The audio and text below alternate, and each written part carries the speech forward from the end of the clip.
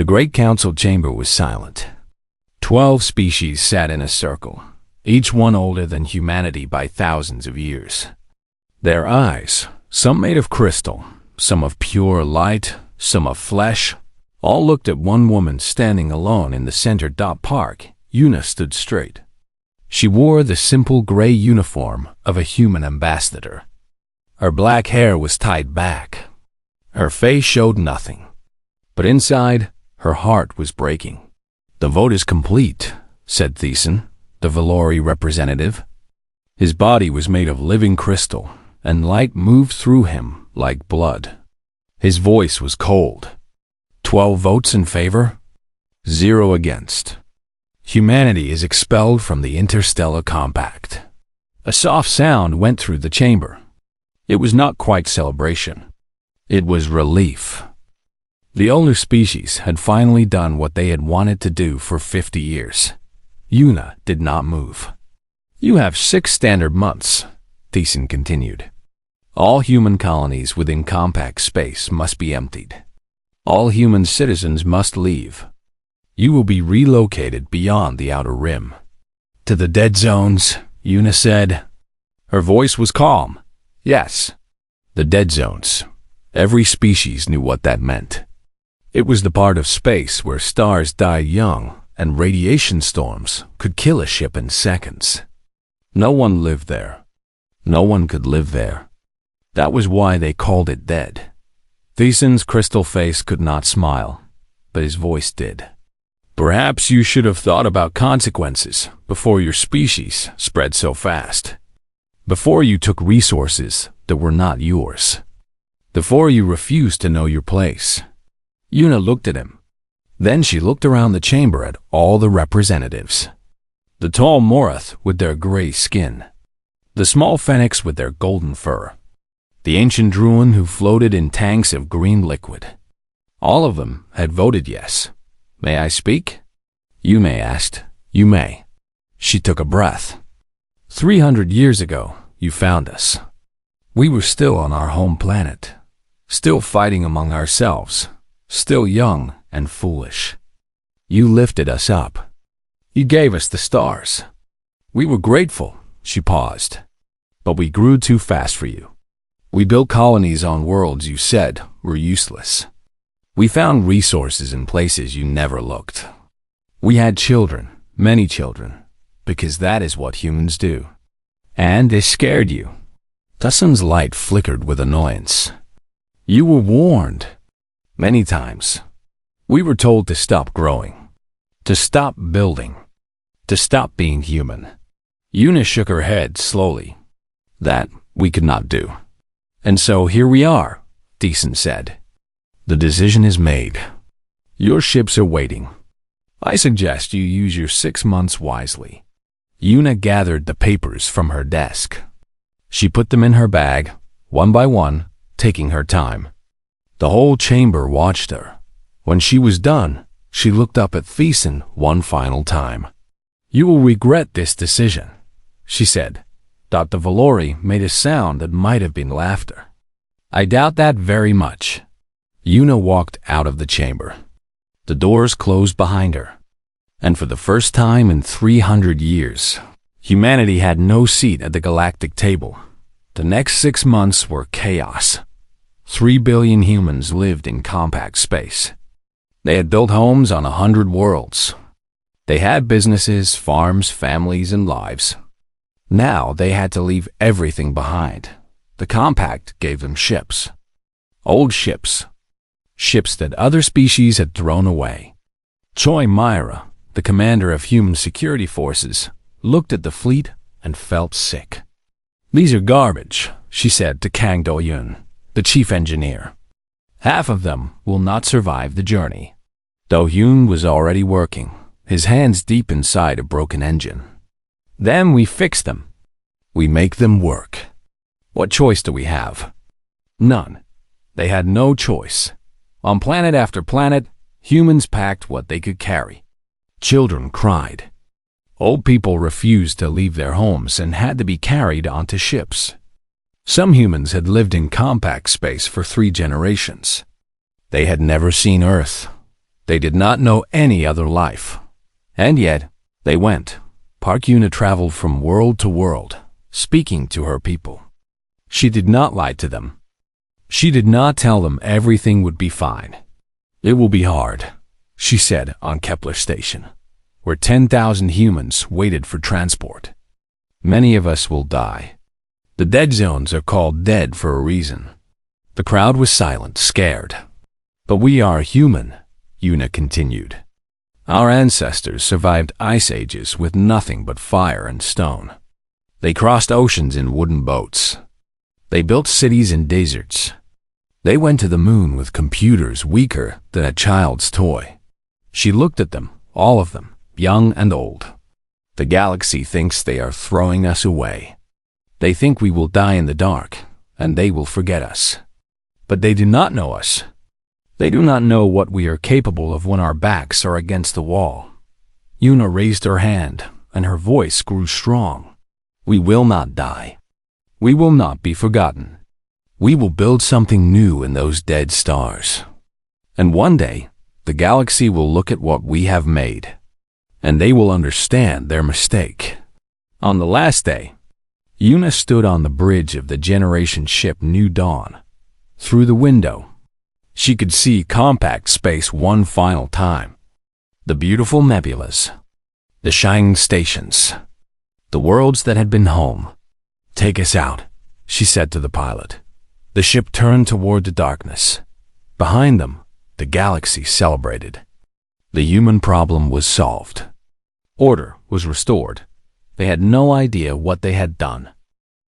5 years passed on in the beginning. The Galactic Council expected to hear screaming. They expected distress signals from dying ships.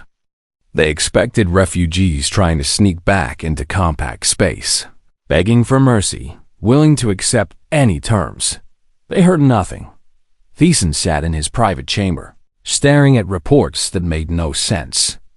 0 contact. 0 signals. 0 refugees. 3 billion humans had vanished into the dead zones, and it was like they had never existed. Perhaps they all died, said his assistant, a young Valori named Kreth. All of them? In the first year, maybe some. In the second year, more. But all 3 billion? Impossible. Thiesen's crystal body flickered with worry. Something is wrong. He called a meeting of the Intelligence Council. They gathered in a small room, away from the main chamber. 6 species, all nervous. We need to send scouts, Thiessen said. We need to know what happened to the humans. The Morath representative shook his gray head. The dead zones are dangerous. We could lose ships. We could lose more than ships if we do not know what is happening out there. They sent 3 scout ships. Fast ships with the best sensors, crewed by volunteers. The ships jumped into the dead zones and began their search. 2 weeks later, the first ship went silent. No distress call. No final message. Just silence. The second ship disappeared 3 days after that. The third ship returned. The crew was alive, but barely. They sat in the medical bay, shaking, unable to meet anyone's eyes. The captain, a phoenix named Tora, had to be sedated twice before she could speak. What did you see? Thiessen asked. Tora's golden fur was matted with sweat. Her eyes were wide and wild. Cities, she whispered. Cities in the void. Around dead stars. Around black holes. Places where nothing should live. Human cities? Yes, no, I do not know. Tora grabbed Thiesen's arm, her claws digging into his crystal flesh.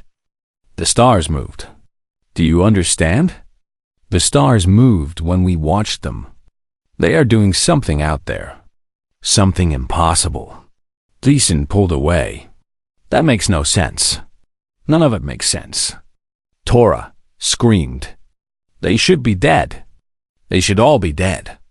Instead, they are building something. And they saw us. They saw us watching, and they let us go. Why would they let you go? Tora laughed, but there was no humor in it. Because they wanted us to tell you. They wanted you to know. They wanted you to be afraid. The council kept this information secret. They did not want to cause panic. But secrets have a way of spreading, and soon everyone was asking the same question. What were the humans doing in the dead zones? Meanwhile, in that same darkness, humanity was being reborn.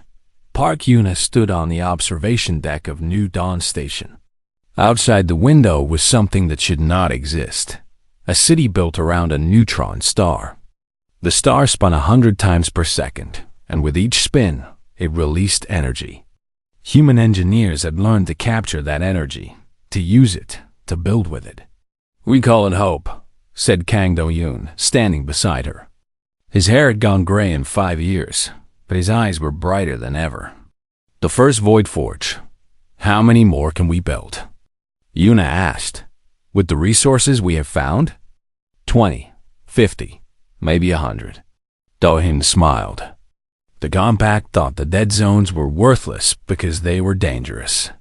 They never realized that danger and value often come together. Yuna nodded slowly.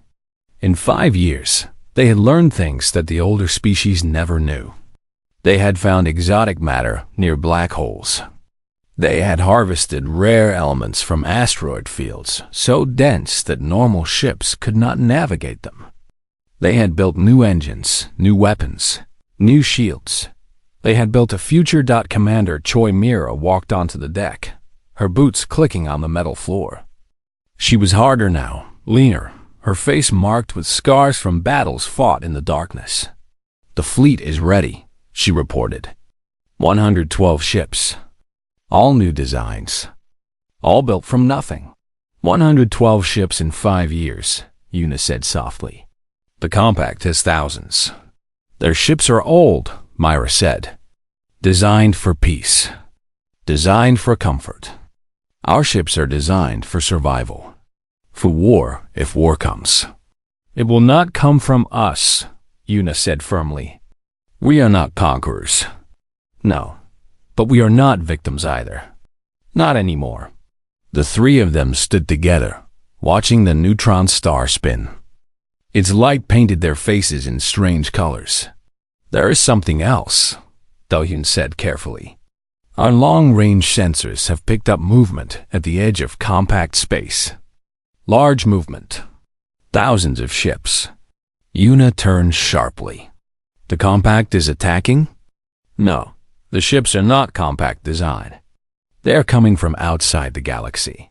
From the direction of the Andromeda Void. Silence fell on the deck. What kind of ships? Myra asked. Unknown. But they are not stopping. They are heading straight for compact territory. Do-hyun pulled up a hologram. It showed a swarm of black shapes, moving like insects. At current speed, they will reach the outer colonies in 3 years. Yuna stared at the image. She thought about the council that had thrown her people away. She thought about Thiessen and his cold voice. She thought about all the species that had voted to send humanity to die. Part of her, a small dark part, thought, let them burn. But a larger part, the part that made her human, thought something else entirely.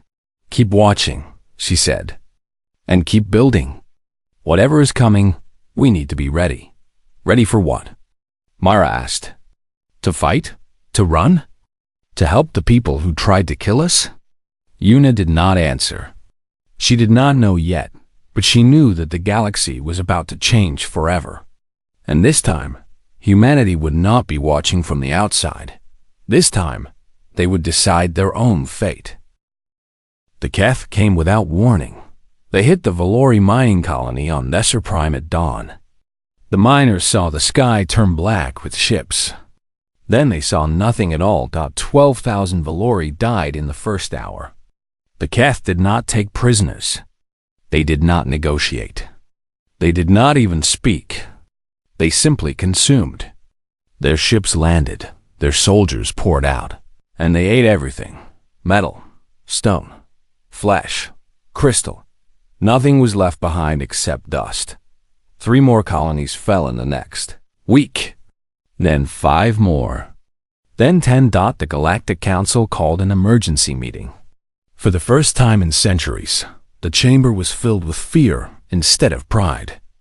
Representatives shouted at each other. Some demanded war. Some demanded surrender. Some simply sat in silence, too scared to speak. Thiessen stood at the center, his crystal body dim with exhaustion. "We are sending everything we have," he said. "Every ship, every soldier. We will stop them at the Vortian line."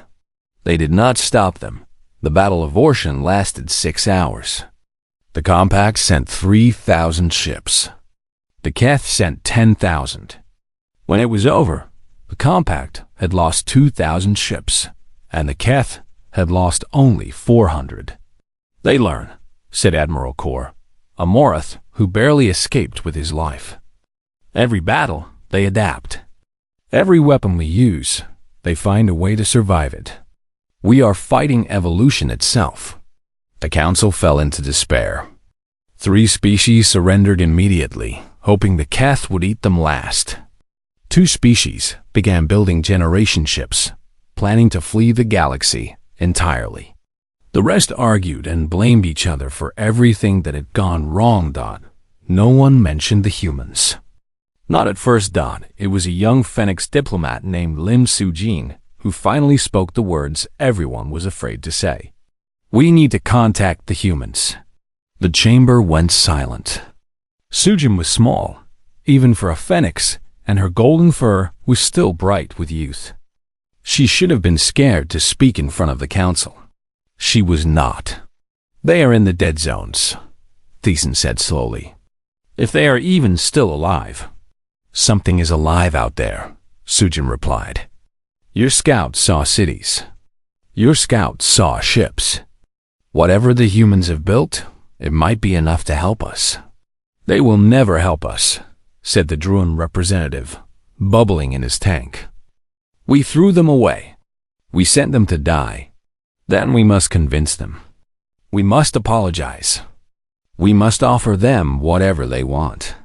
Thiessen laughed, but it was a sad sound. "And who will go to them?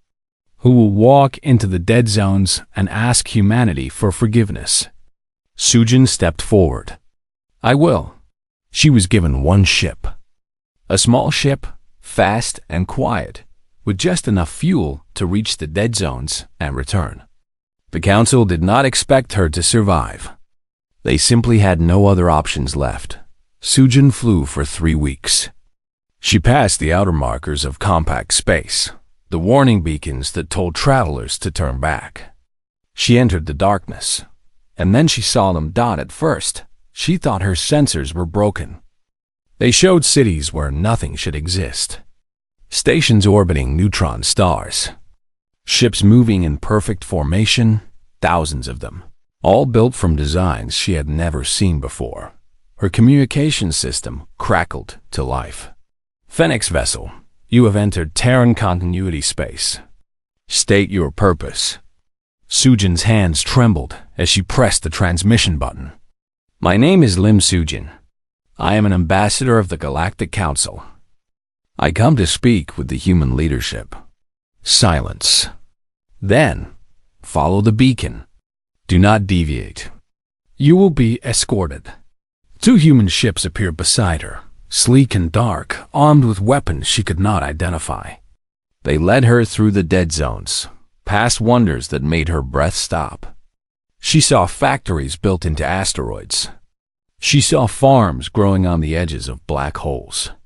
She saw a fleet so large it blocked out a star. Finally, she reached a station larger than anything the Compact had ever built. The symbol on its hull was simple, a human hand grasping a star. Sujin landed and was met by guards in gray uniforms. They did not hurt her, but they did not smile either.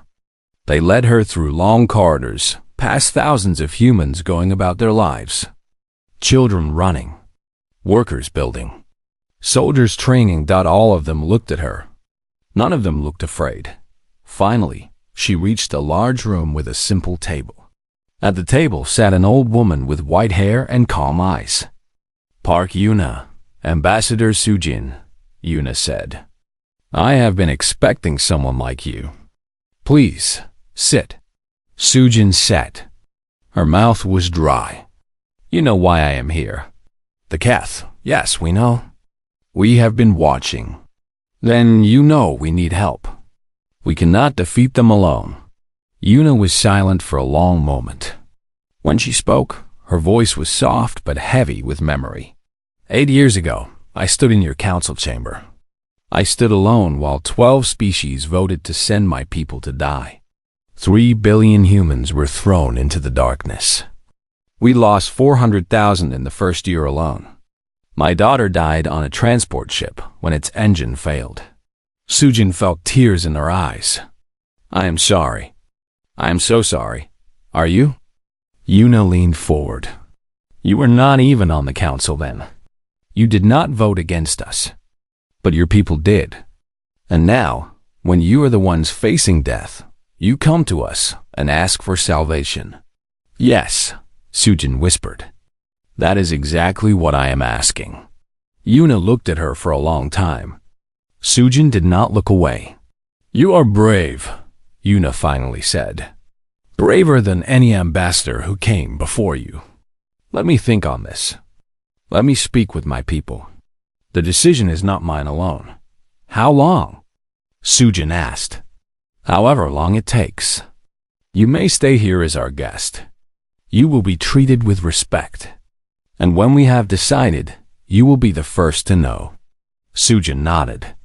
There was nothing else she could do. That night, she looked out her window at the stars of the dead zones. They were not dead anymore. They were alive with human light, and somewhere behind her, the Keth were still coming. The Continuity Council met in a chamber built from the heart of a dead star. 12 humans sat around a black table, their faces lit by the soft glow of screens showing the destruction in compact space. Admiral Han Taiwu was the youngest at the table. He was 30 years old, but his eyes were ancient with pain. He had been 16 when the expulsion began. He had watched his father die on a broken transport ship, gasping for air while the oxygen ran out. He had never forgiven the galaxy. 17 systems consumed, he said, pointing at the map. 4 billion dead across all species. The Keth are not slowing down. At this rate, they will reach the compact core worlds in 8 months. Commander Choi Myra leaned back in her chair. Let them burn. We owe the compact nothing. Several heads nodded in agreement. Engineer Kang Do-yoon, now silver-haired and tired, raised his hand. We have built our defenses. The dead zones are secure. The Keth cannot reach us here. We could simply wait and let this problem solve itself. And then what? Asked Park Yuna from the head of the table. The Keth will consume the compact. They will grow stronger with each world they eat. And eventually, they will come for us too. We will be ready, Myra said. Will we? Yuna stood slowly. Age had bent her back, but her voice was still strong. The Keth have 10,000 ships. 20,000. We do not know their true numbers. We have 1,000. We are stronger than the compact, but are we stronger than the Keth and the entire galaxy they will consume? Silence fell over the table. There is another reason to help, Yuna continued. A reason that has nothing to do with strategy. Enlighten us, Taiwu said, his voice hard. Because of who we are. Yuna looked at each face around the table. The compact threw us into the darkness because they were afraid of us. They saw our strength, our speed, our hunger for life, and they could not understand it. They thought we were dangerous. She paused. Were they wrong? No one answered. If we let the galaxy burn, we prove them right. We prove that humanity is exactly what they feared. A species that cares only for itself, that would watch billions die rather than risk anything for others. Yuna's eyes were bright. Is that who we are? Is that who we want to be? Taiwu slammed his hand on the table. They tried to kill us. They sent us here to die. Yes, and we lived. We built something beautiful from nothing. We became stronger than they ever imagined. Now, we have a choice. We can use that strength for revenge, or we can use it to become something more. The debate went on for hours. Voices rose and fell. Old wounds were opened and examined. Finally, Una called for a vote. The result was close. 53% voted to help the compact. 47% voted to let them fall. Myra accepted the loss with grace. If we are going to do this, we do it properly. No half measures. Una nodded. Agreed. Ambassador Sujin will carry our terms back to the council. The terms were simple but absolute. Full membership in the Galactic Council with the same rights as any elder species. Return of all human territories and assets seized during the expulsion. A public apology, broadcast to every world in the compact. And finally, the creation of a truth and reconciliation process for any human who had betrayed their people to work with the compact. When Sujin heard the terms, she was stunned. They will never agree. These demands are too much. Una smiled sadly. Then they will die. The choice is theirs. Sujin returned to the compact with the human terms. The council argued for 3 days. In the end, desperation won. They accepted every demand. The public apology was broadcast across 1,000 worlds. Thiessen himself spoke the words, his crystal body dim with shame. We were wrong. We let fear guide us instead of wisdom. We ask humanity's forgiveness, though we do not deserve it. On the screens, millions of aliens watched. Many cried. Some cheered. Most simply stood in silence, trying to understand how everything had changed so fast. And then the humans came. The Terran Continuity Fleet jumped into compact space 3 days later. 1,000 ships, each one a marvel of engineering. They moved in perfect formation, their dark hulls covered with weapons that the compact had never seen. At the front was the flagship, remembered the Exodus. Commander Choi Mira stood on its bridge, watching the stars of compact space slide past. Strange to be back, she said quietly. Admiral Taiwu stood beside her. Strange to be welcomed. They met the Keth at the Vortian Nebula, the same place where the compact fleet had been destroyed months before. This time, 20,000 Keth ships waited for them. They outnumber us 20-1, said the censor officer. Myra smiled. It was not a nice smile. Good. I was worried this would be too easy. The battle began at dawn. Compact observers watched from safe distance as human ships did things that should have been impossible. They moved faster than physics allowed. Their shields absorbed Keth acid like water. Their weapons cut through the swarm like fire through paper. The Keth adapted, as they always did. They changed their tactics. They evolved new weapons. They tried to overwhelm the humans with pure numbers. It did not matter. The humans had spent 8 years preparing for exactly this kind of fight. Every weapon the Keth developed, the humans had already planned for. Every strategy the Keth tried, the humans had already defeated in simulations. After 6 hours, the Keth began to retreat. After 12 hours, the retreat became a rout. After 24 hours, the first Keth Queen was killed in combat. Her death scream echoed across space, a sound that no living being had ever heard before. The Battle of Vortian Nebula was over. The Keth had lost 8,000 ships. The humans had lost 40-2. Across the galaxy. People watched in stunned silence. The species they had thrown away, the species they had sent to die, had just saved them all. On Remember the Exodus, Myra sat alone in her quarters. Her hands were shaking. Not from fear, but from the release of tension she had carried for 8 years. They had done it. They had proved that humanity was more than the galaxy believed. Now came the harder part, proving they could live together in peace. 3 years of war. The Keth did not surrender easily. They fought system by system, world by world, dying by the millions, but never stopping. Their queens drove them forward with chemical signals that overwrote fear and pain. They were not evil. They were simply hungry, endlessly hungry. And they could not understand why the small, soft creatures kept winning. But humanity had learned something in the dead zones. They had learned patience. Admiral Han Tawu led the main fleet. Commander Choi Mira led the special forces. Together, they pushed the Keth back, step by step. Until the swarm was contained at the edge of the galaxy dot, they did not destroy the Keth. Humanity had learned long ago that genocide only created more problems than it solved. Instead, they built a wall of stations and ships and sensors, a barrier that would hold the Keth at bay for generations. They will try again someday, Myra said, looking at the final reports.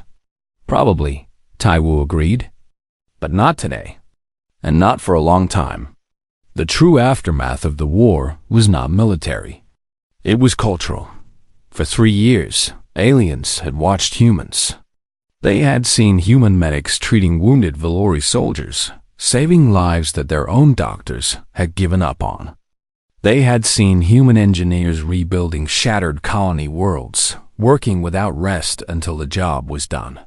They had seen human diplomats negotiating with patience and fairness, never seeking advantage, never demanding more than what was just. And they had seen the monuments. On every world humanity helped liberate. They built small markers, simple stones with simple words, not to celebrate human victory, but to remind everyone of what could have been. This is what we could have built together. The message spread across the galaxy like a quiet wave. It appeared on news screens and in school lessons.